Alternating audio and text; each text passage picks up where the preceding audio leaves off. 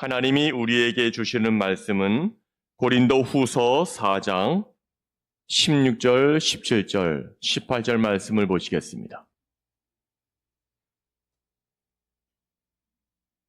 고린도 후서 4장 16절부터 18절까지 말씀, 하나님 말씀을 제가 봉독해 드리겠습니다.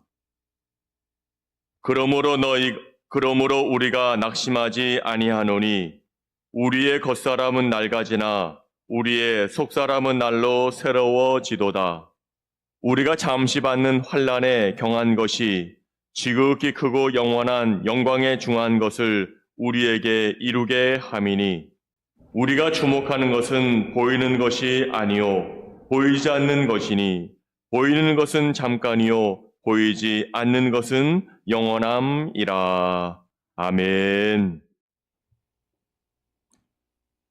오늘 본문 말씀 16절 후반부에 보시면 사도 바울이 이렇게 말합니다. 우리의 속사람은 날로 새로워지도다 말합니다. 우리의 속사람은 날로 새로워진다. 여기서 속사람이라는 말은 쉽게 말하면 마음을 말합니다. 마음. 이 마음은 중요한 것인데 왜 중요합니까? 보이지는 않지만 우리 속에 엄연하게 존재하고 있기 때문에 마음은 참 중요한 겁니다. 더 중요한 것은 우리의 겉모습은 낡아지지만 우리의 속마음은 날로 새로워지도다. 이렇게 사도 바울이 고백하고 있습니다. 학자들이 마음에 대하여 정의를 4가지로 내립니다. 첫째는 마음은 자신의 감정이나 생각, 기억 등이 생겨나는 것이 바로 마음이다. 이렇게 마음 정의를 하고, 두 번째는 무엇을 하고자 하는 뜻이 바로 마음입니다. 내가 뭘 하겠다, 마음 먹는 것, 뜻, 그게 바로 마음입니다. 셋째는 사람의 내면으로부터 일어나는 감정이나 심리가 바로 마음이며, 넷째는 겉으로는 드러나지 않는 본래의 속 생각이 바로 마음입니다. 그러니까 마음이라는 것은 굉장히 중요한 것인데 분명히 존재합니다. 하지만 보이지는 않습니다. 오늘 사도 바울은 이 마음, 우리의 속사람을 어떻게 다스리며 어떻게 청결하게 하며 어떻게 우리의 속마음이 날로 새로워질 것인지에 대해서 우리에게 말씀해주고 있습니다. 오늘 사도 바울은 보이지는 않지만 분명히 존재하는 이 마음을 다른 말로 속사람이라고 하고 있는데 그 속사람에 대한 정의를 한번 내려보겠습니다. 오늘 사도 바울은 고린도 후서 4장 16절에서 이렇게 말합니다. 한번 읽어볼까요? 시작. 그러므로 우리가 낙심하지 아니하노니 우리의 겉사람은 낡아지나 우리의 속사람은 날로 새로워지도다. 아멘. 자, 새로워진다 이 말에 헬라어 원어는 아나카이노라는 단어를 씁니다. 아나카이노. 이거는 아나라는 단어와 카이노라는 단어가 합쳐진 합성어입니다. 중요한 것은 아나라는 말은 다시라는 말입니다. 카이노라는 말은 새로워진다는 겁니다. 그러니까 아나카이노는 새로워진다. 날마다 새로워진다. 점점 새로워진다. 시간마다 새로워진다. 이것이 아나카이노 이 뜻입니다. 그러니까 어린아이들이 육체적으로 성장할 때 자고 일어나면 커 있지 않습니까? 1년 후면 훌쩍 커 있지 않습니까? 이렇게 자라나는 것. 육신적인 자라남이 아니라 사람의 마음과 생각이 날로 자라나는 것, 날로 새로워지는 것, 새롭게 잘 좋아지는 것, 이것이 바로 새로워진다, 아나카이노아입니다. 그래서 우리의 겉사람의 육체는 부득불 늙어갈 수밖에 없습니다. 아무리 가꾸고 애를 써도 화장을 해도 늙으신 분들은 늙으신 겁니다. 연세는 우리가 무시할 수가 없습니다. 겉은 다 낡아지고 후패해집니다. 학자들이 말할 때 남자분들은 한 26살 정도부터 늙기 시작한다고 합니다. 여자분들은 24살부터 늙기 시작한다 합니다. 여기 계신 분들 중에 몇몇 분 빼고는 다 늙은이들입니다. 저도 그렇습니다. 다 늙어집니다. 아무리 고쳐도 연세 드신 것은 우리가 티가 나지 어떻게 할 수가 없습니다. 하지만 바울이 말하는 것은 그렇게 할지라도 그 사람의 속사람은 날로날로 새로워진다. 누가? 예수 믿는 사람이, 예수 믿고 구원받은 사람은 그 마음이 날로날로 새로워지고 이 땅에 있는 것뿐만 아니라 저 세상 천국을 바라보며 그 날마다 속사람이 새로워진다. 성경은 이렇게 말하고 있습니다. 중국의 유명한 황제였던 진시황도 불로초를 먹게 되면 영원히 죽지 않을 것이라고 했지만 그도 죽고 말았습니다. 영원히 사는 사람은 없습니다. 우리의 겉사람은 날로 후패해지지만 예수 믿는 우리의 마음은 날로 새로워진다 라고 성경은 오늘 말하고 있습니다. 오늘 17절 말씀에도 보시게 되면 사도 바울은 환난과 영광을 비교해 가면서 그렇게 말하고 있습니다. 영광과 환난, 환난과 영광. 한번 보실까요? 17절 말씀인데요. 한번 읽어봐요. 시작. 우리가 잠시 받는 환난에 경한 것이 지극히 크고 영원한 영광에 중한 것을 우리에게 이루게 함이니. 환난은 경한 것입니다. 하지만 영광은 영원한 것이고 아주 무거운 것입니다. 우리가 잠시 환난을 받는 것입니다. 하지만 그에 비해서 우리가 누릴, 천국에서 누릴 우리의 영원한 것은 아주 무겁고 귀중한 것입니다. 영광은 영원한 것이지만 환난은 잠시 지나는 것에 불과하다는 겁니다. 여러분, 이 세상이 아무리 좋아도 아무리 싫어도 잠깐입니다. 안개와 같습니다. 빠르게 지나갑니다. 그런 가운데에서도 우리의 속사람은 날로 새롭습니다. 여기에 분명한 것이 있습니다. 속사람은 늙지 않습니다. 속사람은 그대로입니다. 우리가 살아가면서 여기저기 매이고 뜯기고 찢기고 하지만 깨끗한 영혼만은 항상 청춘이고 날로 새로워집니다.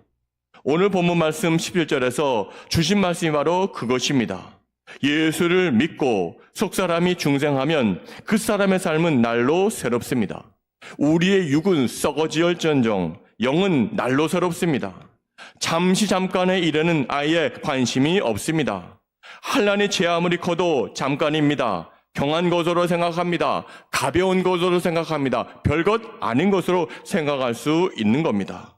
오로지 우리의 관심은 영원한 영광, 중한 영광, 영원의 문제에 있는 겁니다. 사랑하는 여러분, 우리는 잠시 이 세상에 70년, 80년, 많아야 100년 살다가 가는 인생들이지만 그것은 잠깐입니다. 환난이 있지만 잠깐입니다. 하지만 예수 믿는 자들은 영원한 천국을 바라보기 때문에 날로 새로운 마음으로 천국을 향하여 나아가는 분들이 되셔야 한다는 겁니다. 신령한 것을 봐야 됩니다. 자, 모세를 보십시오. 모세는 히브리서 11장 24절부터 26절에 보시면 모세가 애굽에서 왕자의 이름으로 편안하게 사는 생활보다 백성들과 함께 광야에서 고생하며 그리스도를 위하여 사는 생활을 더 아름답게 여긴 사람이 모세라고 평가해주고 있습니다. 한번 읽어보겠습니다. 히브리서 11장 24절에서 26절입니다. 시작. 믿음으로 모세는 장성하여 바로의 공주의 아들이라 칭함받기를 거절하고 도리어 하나님의 백성과 함께 고난받기를 잠시 죄악의 낙을 누리는 것보다 더 좋아하고 그리스도를 위하여 받는 수모를 애굽의 모든 보화보다 더 큰 재물로 여겼으니 이는 상 주심을 바라봄이라. 아멘.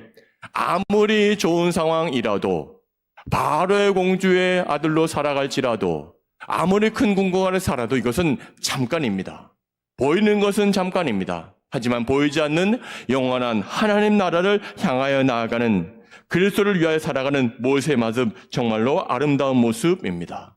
여러분들은 어디에 지금 마음을 두고 살아계십니까? 지금 현 세상에 마음을 두십니까? 아니면 우리가 죽어서 하나님 앞에 다가갈 그 천국을 바라보며 나아가고 계십니까?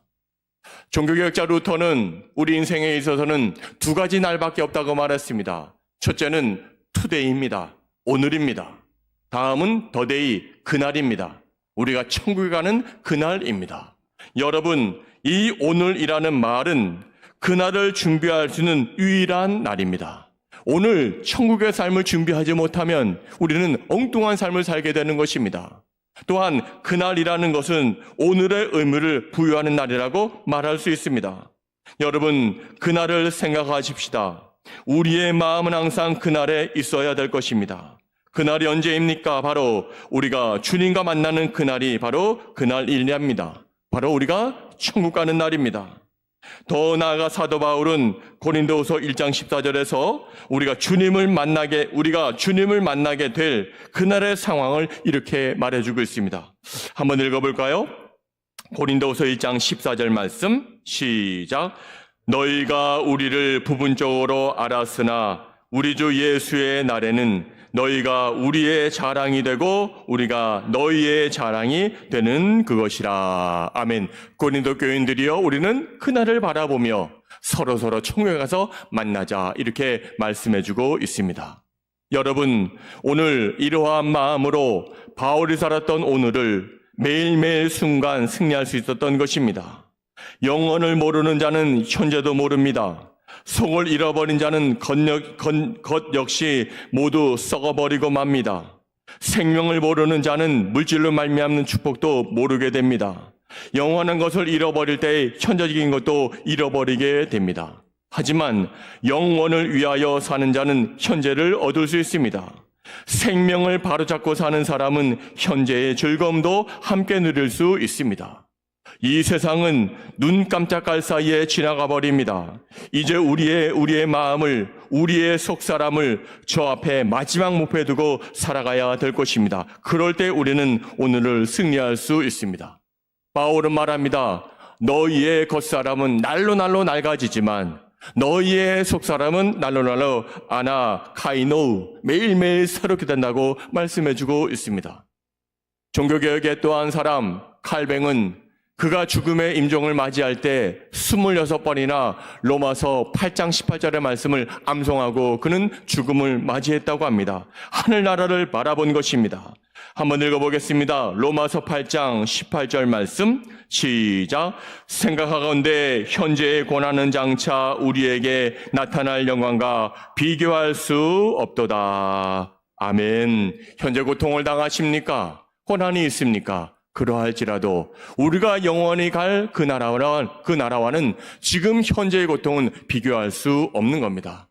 여러분들 모두 겉사람은 날로 늙어지고 병들고 후패해지지만 여러분들의 마음은 날로 새로워져서 매일매일 천국을 소망하며 살아가는 여러분들의 삶이 될 수 있기를 바랍니다. 우리 옆에 분들과 이렇게 인사할까요? 천국을 소망합시다. 다시 한번 하겠습니다. 날로 새로워집시다. 자, 구체적으로 그러면 날로 새로워지라고 하면 우리가 어떻게 해야 되겠습니까? 두 가지를 말씀드리겠는데, 첫째는 우리의 마음을 지켜야 되겠습니다. 우리의 마음을 잘 지키면 우리는 날로 새로워질 수 있습니다. 두 번째는 그 지킨 마음을, 텅 빈 마음을, 청결하게 한 마음을 하나님으로 꽉 채울 때 우리는 날로 새로워질 수 있습니다. 자, 마음을 지킨다는 것이 얼마나 중요한지 성경은 우리에게 마음을 이렇게 중요하게 생각하며 말씀해주고 있습니다. 우리 잠언 4장 23절 말씀 읽어볼까요? 시작.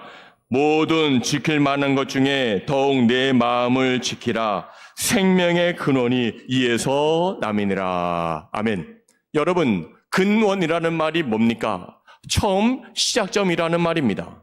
근원은 절대로 마르지가 않습니다. 마음을 잘 다스려라. 생명의 근원이 여기서 난다. 마음에서 난다는 겁니다. 샘이 있습니다. 끊이지 않는 샘이 있습니다. 모든 샘의 시작점은 계속해서 끌어올리는 겁니다. 이러한 것처럼 퐁퐁퐁 솟아오르는 그런 능력이 오늘 마음을 새롭게 하는 자들에게 나타나게 되는 겁니다. 오늘 저와 여러분들은 모두 이 마음을 지키고 싶어 합니다. 왜냐하면 저와 여러분들의 마음을 지키지 아니함으로 우리가 입는 피해가 얼마나 많이 있습니까? 직장 생활하시는 분들이 계십니까? 그 경우에 마음을 지키지 못해서 직장에서 얼마나 많은 고통과 손해를 보며 살아가십니까? 부모와 자식 간에도 마음을 지켜야 한다는 것을 뻔히 알면서도 부모가 자식을 대할 때에 마음을 지키지 못함으로 모든 관계가 깨지고 금이 가지 않습니까? 부부 사이에도 마음만 지키면 아무것도 아닌 일들이 마음을 지키지 못해서 조그마한 사소한 것들의 결국에는 두 사람 사이에 돌아올 수 없는 금을 긋는 일들이 마음을 지키지 못해서 생기지 않습니까? 그렇다면 우리는 이러한 마음을, 속 사람을 어떻게 지켜야 되겠습니까? 앞서 말씀드린 것처럼 하나님의 말씀을 읽음으로, 하나님의 말씀을 묵상함으로 우리의 마음을 지켜야 될 것입니다. 하나님의 말씀을 믿고 그 말씀을 의지하고 지키게 되면 어떠한 환경 속에서 우리는 우리의 마음을 지킬 수 있습니다. 자, 유다를 보십시오. 유다는 예수님으로부터 총애를 받아서 금전적인 것, 회계 부분, 돈에 관한 것들을 담았던 사람이 유다입니다. 우리는 유다를 바라볼 때마다 내가 유다였으면 정말 예수님을 잘 따라다녔고 예수님을 부인하지 않고 끝까지 예수님을 믿었을 것이라 그렇게 생각합니다. 왜냐하면 예수님이 행하신 이적, 예수님이 행하신 기적, 물로 포도주를 만드신 사건, 오병이어의 사건, 죽은 사람을 살리는 그 사건 다 목도했습니다. 우리 같으면, 유다 같으면 그 사실을 보고 예수를 부인하지 않고 주님을 끝까지 따라다니고 믿었을 터인데 유다는 그러한 삶을 살지 못했습니다. 유다의 종말이 어떻게 되었습니까? 은30의 예수를 팔아먹게 되었고 자신은 스스로 목을 매달아 죽음을 맞이하지 않았습니까? 왜 그렇습니까? 유다가 예수를 알고 있었고 그를 잊고 있었지만 하나님 말씀을, 예수를 참으로 믿지 않았기 때문에 그리합니다. 여러분들이 새로워지기를 원하십니까? 그렇다면 올해에 내가 성경 일독을 하겠다. 아니 성경 일독을 못해도 부분적으로 내가 읽겠다면 그 말씀을 말씀 그대로 100% 믿는 믿음이 있을 때 우리의 마음은 날로 새로워질 수 있다는 것입니다.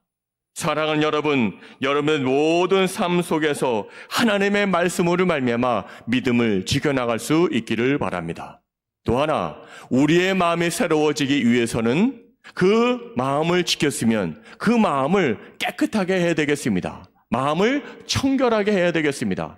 그런데 문제는 여기에 있습니다. 사람들이 마음을 청결하게 하고 깨끗하게 하는 것은 마음만 비우면 된다고 그렇게 생각합니다. 불교에서도 그렇게 말합니다. 마음을 청결하게 하는 것은 내에 있는 더러운 것을 다 없애는 것이 청결하다. 그렇게 말합니다. 윤리적도 그렇습니다. 하지만 기독교에서 말하는, 오늘 성경에서 말하는 청결은 그것이 아닙니다. 깨끗하면 또 누군가가 와서 그 마음을 더럽히게 됩니다. 성경에서 말하는 청결이라는 것은 비웠으면 거기를 하나님으로 가득 채우는 사람이 참 청결한 사람, 참 순결한 사람, 참 깨끗한 사람이라는 겁니다.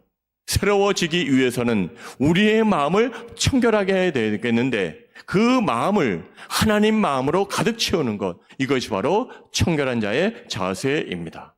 여러분, 우리의 마음을 비웠다고만 해서 깨끗한 것이 아니라는 것을 성경은 이렇게 말했습니다. 우리 마태복음 12장 43절과 45절 한번 읽어볼까요? 마태복음 12장 43절과 45절 시작. 더러운 귀신이 사람에게서 나갔을 때에 물 없는 곳으로 다니며 쉬기를 구하되 쉴 곳을 얻지 못하고 이에 이르되 내가 나온 내 집으로 돌아가리라 하고 와 보니 그 집이 비고 청소되고 수리되었거늘 이에 가서 저보다 더 악한 귀신 7을 데리고 들어가서 거하니 그 사람의 나중 형편이 전보다 더욱 심하게 되느니라. 이 악한 세대가 또한 이렇게 되리라. 아멘. 무슨 말입니까? 더러운 귀신이 어느 사람의 몸에 들어가 있다가 이제 밖에 한번 나가보자고 나갔습니다. 들이나 이렇게 또 돌아다니다 보니까 매우 피곤했습니다. 그러면서 귀신이 생각한 거죠. 내가 거하고 있던 그 사람의 마음에 다시 한번 들어가면 좋겠다라는 마음가짐을 가지고 그 사람의 그 마음에 다시 들어갔습니다. 어찌된 일입니까? 나올 때는 더러운 것이었는데 다시 들어가 보니까 깨끗이 청소되어져 있습니다. 또 망가진 것도 다 수리되어져 있습니다. 새 집이 된 것입니다. 마귀는 생각합니다. 이 좋은 것에 나만 있을 수 없다. 그래서 일곱 귀신을 데리고 와서 거기서 난장판을 벌이는 장면입니다. 자, 그 사람의 마음이 어떻게 되겠습니까? 처음에 귀신이 나갈 땐 좋았지만 깨끗이 청소하곤 했지만 아무것도 거기다 모시지 않으니 다시 귀신이 들어와서 그의 마음을 더럽게 하고 그의 마음을 더 힘들게 한 것입니다. 마음을 비우는 것이 청결입니까? 아닙니다. 비웠으면 그 안에 하나님, 예수님, 성령님으로 가득 차게 살아가는 인생이 참으로 청결의 사람입니다. 이러한 삶을 살아갈 때 우리는 새롭게 오늘 병 하나 받는 속사람으로 살아갈 수 있다는 것입니다. 여러분, 하나님으로 채우는 것이 마음의 청결입니다. 우리 속사람은 이로써 날로 새로워질 수 있다고 성경은 말씀해주고 있습니다. 그러면 마음은 속사람입니다. 보이지 않습니다. 하지만 분명히 존재하는 것이 여러분과 저의 마음입니다. 언제까지 우리의 마음을 새롭게 하지 아니하고 그저 낡은 모습과 후패한 모습과 또한 아주 복잡한 마음을 여러분들은 살아가시겠습니까? 1월은 주님과 출발하는 달이었습니다. 과연 주님과 지금까지 동행하시면서 아름다운 삶을 살아오셨습니까? 언제까지 우리가 이 세상에 만족하며 또 힘듦이 있으면 포기하는 그런 인생을 살아가시겠습니까? 오늘 고린도후서 말씀을 통해서 주님은 말씀하십니다. 너희 속사람을 새롭게 해라. 너희 속사람이 새로워진다. 어떻게? 우리의 마음을 하나님에 대한 말씀에 대한 믿음으로 가득 채울 때 너희 속사람은 새롭게 되어지고 텅 빈 우리 마음을 하나님으로 가득 채울 때 우리의 속사람은 날로 새로워진다. 성경은 그렇게 말해주고 있습니다. 말씀을 행하는 선교적 교회라는 슬로건을 가지고 올 한해 힘차게 지금 출발하고 있습니다. 말씀을 행하고 믿고 여러분들 마음속에 하나님을 모심으로 말미암아 더욱더 청결하게 더욱더 새롭게 더욱더 하나님 앞에 드려지는 온전한 삶을 살아가는 여러분들의 삶이 되시기를 바랍니다. 기도하시겠습니다. 하나님 아버지, 우리가 하나님에 대한 믿음으로 말미암아 마음이 청결한 자가 되기를 원합니다. 우리의 마음을 청결하게 했을 때 깨끗한 것이 능사가 아닙니다. 그 깨끗한 마음에 하나님을 모심으로 더욱더 믿음 가운데 승리할 수 있는 하나님의 자녀들 되게 하여 주옵소서. 그리하여 이 세상에 만족하는 것이 아니라 그날을 바라보며 오늘을 열심히 살아갈 수 있는 믿음의 권속들 되게 하여 주시옵소서. 예수님의 이름으로 축복하며 기도하옵나이다. 아멘.